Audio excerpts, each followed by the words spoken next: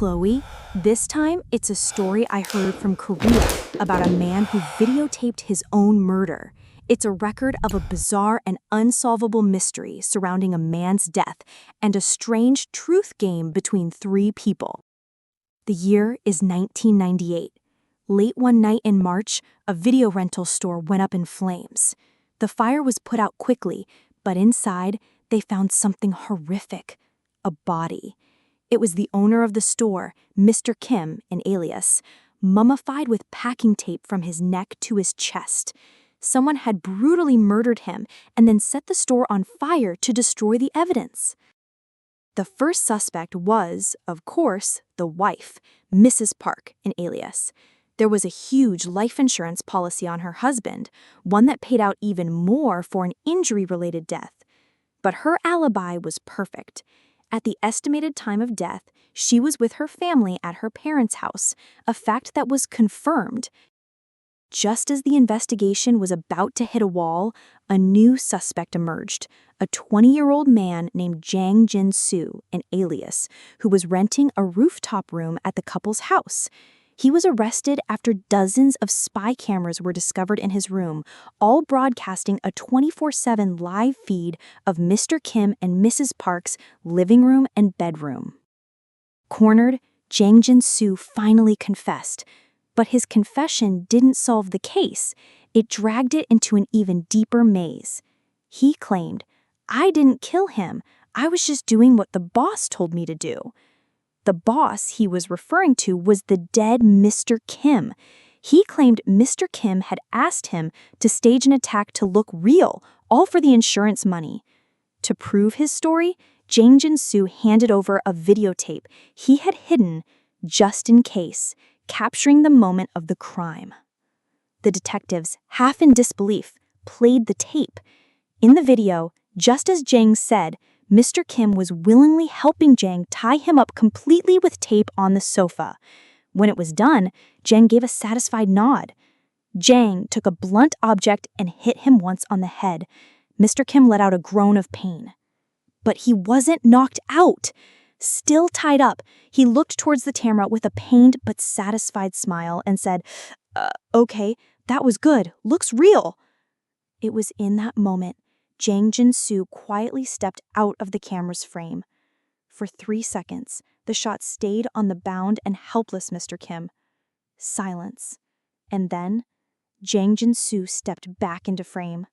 But he wasn't the same meek young man from before. His eyes had changed, becoming cold and empty. He picked up a heavy brick from the corner of the room and slowly walked towards the struggling Mr. Kim. Mr. Kim's eyes widened in terror. "Jang Jin-soo, what are you doing?" Jang answered, but it was no longer his voice. "I am the shadow from hell, here to kill you." The shadow then, without hesitation, brutally bludgeoned a helpless Mr. Kim, who couldn't even resist. Chloe, that videotape turned the courtroom upside down. The defense attorney argued that the tape was the strongest evidence of Jang Jin-soo's innocence. "Your Honor, the prosecution says this video is clear evidence of murder." And they're right, but it is also the strongest evidence that Mr. Jang Jin-soo is not the killer. I mean, think about it.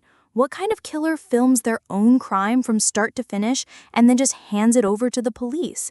It makes no sense.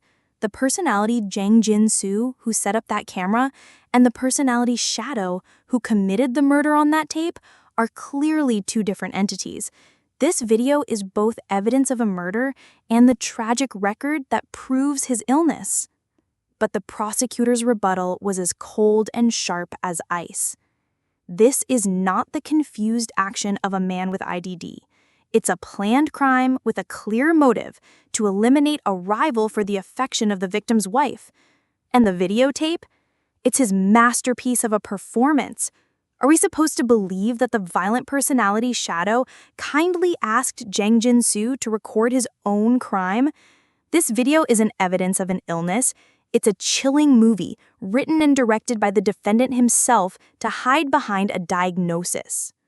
The trial went on for years, but the video was the perfect evidence and, at the same time, the perfect alibi. In the end, the court ruled that it could not hold the main personality, Jang Jin-soo, responsible for a murder committed by the personality Shadow. He was found not guilty. Of course, he had to spend several years in a high-security psychiatric hospital, and a few years later, he was deemed fully cured and quietly released back into society.